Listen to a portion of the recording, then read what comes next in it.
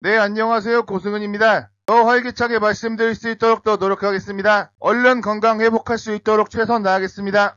이번 총선에서 갑자기 관심 지역구가 된 곳이 있습니다. 바로 세종시갑입니다. 해당 지역구는 더불어민주당이 절대 유리한 지역구로 꼽혀서 사실상 금배지를 예약한 지역이었는데 당초 공천됐던 이영선 전 후보가 공천이 취소되면서 국민의힘 후보와 새로운 미래 후보 둘만 남게 되는 초유의 상황이 벌어진 것입니다. 새로운 후보로 공천할 수 있는 그 기간이 지나 벌어진 일이라서입니다. 민주당에선 이영선 전 후보에 대해 공천 검증 과정에서의 다수의 주택을 보유하고도 갭 투기한 의혹이 있음에도 재산 보유 현황을 당의 허위로 제시하여 공천 업무를 방해하였음이 선관위 재산 등록과 당대표의 긴급 지시에 따른 윤리감찰을 통해 밝혀졌다라며 의석 손실 가능성을 감수하고 부득이 제명 및 공천 취소를 결정했다라고 밝혔습니다. 이는 이재명 대표의 긴급하고도 이번 총선에 꼭 이겨야 한다는 절박함이 묻어난 결정이라고 하겠습니다. 기존 민주당 후보에게 투표하려던 시민들은 어느 쪽을 찍어야 할지 매우 곤란한 상황이 됐습니다. 국힘 후보를 찍을 수는 없고 그렇다고 새로운 미래 후보이자 민주당을 탈당한 대표 수박으로 불리는 김종민을 찍기도 싫은 상황이라서입니다. 김종민은 한때 민주당 전당대회에서 수석 최고위원에 선출됐을 정도로 당원들의 폭넓은 지지를 받고 있었으나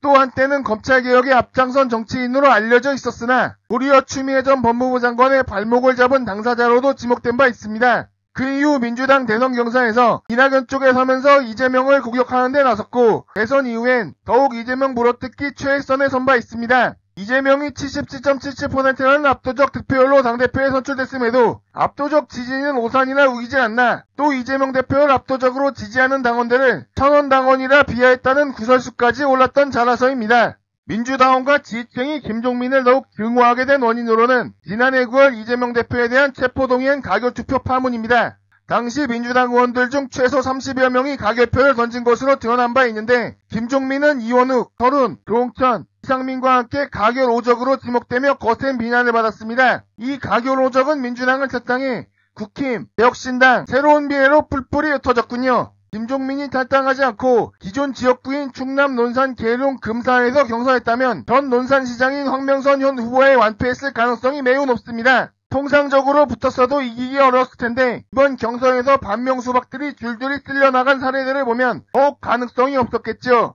그래서 결국 탈당하고 자기 지역구까지 떠나 세종갑에 출마한 것인데 갑작스러운 공천 취소 파동으로 인해 이번 총선에서 가장 횡재할 수 있는 후보가 됐습니다. 실제 한자일수 득표율을 넘기기조차 버거운 상황이었는데 선거비용 환급은 물론 당선까지 충분히 노려볼 수 있는 상황까지 와서입니다. 그러나 투표할 후보가 사라진 민주당 지지층 사이에선 김종민에게 역시 마음을 주지 않고 있는 것으로 드러났습니다. 여론조사꽃이 지난 25일부터 26일 이틀간 실시한 여론조사에서 김종민 후보가 26.1%, 유재와 국민의힘 후보가 19.8% 지지를 받고 있는 것으로 드러났습니다. 이 지역 정당 지지도에서는 민주당 47%, 국민의힘 22.6%, 새로운 미래 2.9% 등으로 나타나며 역시 민주당이 절대 우세한 지역구라는 점이 확인됩니다. 여기서 민주당 지지층 54.3%가 투표할 인물이 없다고 응답했으며 김종민 후보를 선택한 비율은 37.4%에 그쳤습니다. 김종민 입장에선 민주당 지지층의 마음을 자신으로 되돌리는 것이 금배지를 다시 달기 위해 걸린 사실상의 유일한 과제가 된 것입니다. 이 같은 결과에 대해 김종민은 28일 김어준의 겸손님들다 뉴스공장과의 인터뷰에서 새로운 정치하고 정치개혁해서 그래야 윤석열 정권을 바로 심판할 수 있다고 생각했는데 실제로 많은 민심은 이 무도한 윤석열 정권을 압도적으로 심판하는 데 힘을 합쳐야 그 다음에 새로운 미래도 있고 새로운 정치도 있는 거 아니냐라며 이 민심을 기준으로 해서 다시 재정비하고 주권자 여러분께 말씀드리고 싶다라고 했습니다.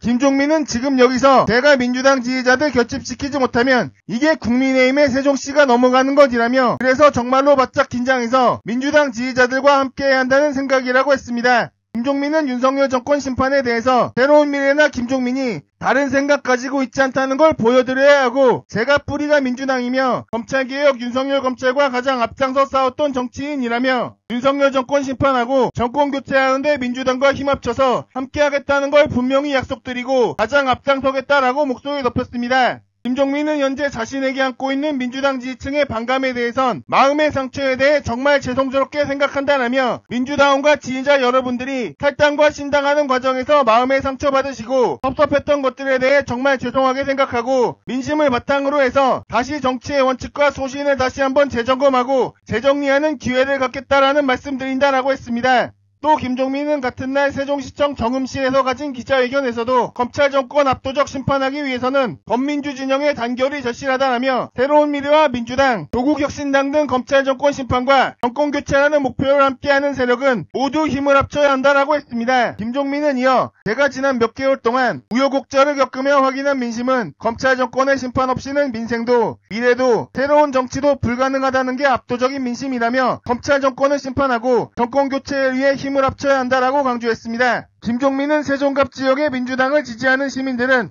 지금 큰 충격과 혼란에 빠져 있고 전국에서 세종갑을 주목하고 있다. 저는 최근 며칠 동안 민주당 지지자분들을 많이 만난 결과 모두 정권 심판을 위해 국민의힘은 안 된다라는 생각이 분명하다라며 집권하면 국민의힘이 당선되기 때문에 막아야 한다. 검찰 정권 심판을 위해 투표해달라고 호소했습니다. 그러나 김종민은 이처럼 민주당과 지지층의 지지가 절실한 상황에서도 이들이 무엇을 원하고 있는지는 아직 파악하지 못한 것으로 보입니다.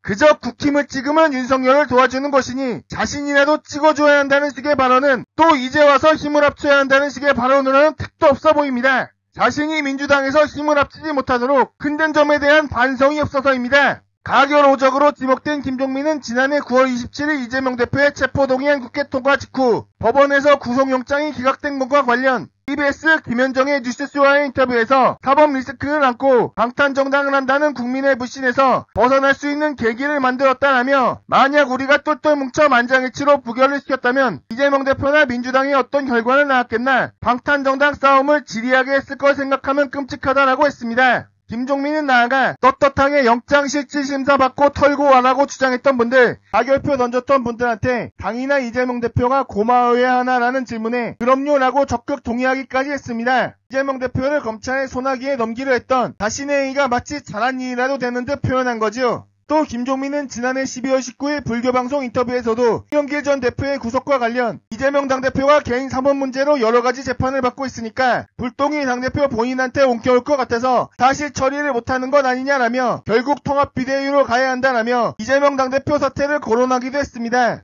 김종민은 거듭 이재명을 겨냥해 본인이 사법적으로 문제가 있으니 오히려 당을 이런 순원까지 빠뜨리게 한 것이다. 이런 식으로 일을 처리하게 되면 본인도 당대표 내려놔야 하는 것이다 라고 쏘아붙인 바 있습니다. 이처럼 김종민은 쉴 새 없이 많은 친문 반면개와 함께 사법 리스크 드립을 치고 탈당 직전까지 당대표 사퇴를 거듭 거론한 바 있습니다. 물론 이는 최근의 사례만 극히 일부 든 것일 뿐 일일이 열거하자면 셀 수 없이 많습니다. 그러나 이재명에게 사법 리스크 분해임을 씌우고 고초를 겪게 하고 있는 그 시작이 누구였습니까? 조선일보나 국힘이 아닌 김종민도 속해 있는 이낙연 패거리와 그 동맹군인 소위 똥파리들로부터 비롯된 거 아니었습니까? 대장동 민간 개발업자로부터 5,500억 이상을 환수해 성남 시민에게 돌려준 이재명의 엄청난 업적임에도 또 돈 받은 자가 이재명이 아닌 박용조와 같은 검사 출신 정관 변호사나 박상도를 비롯한 국힘 소속 정치인들임이 확인됐음에도 또 측근들까지 고초를 겪고 있어 가슴 아파하는 중인 이재명에게 사과 한마디 제대로 한 사람 있나요?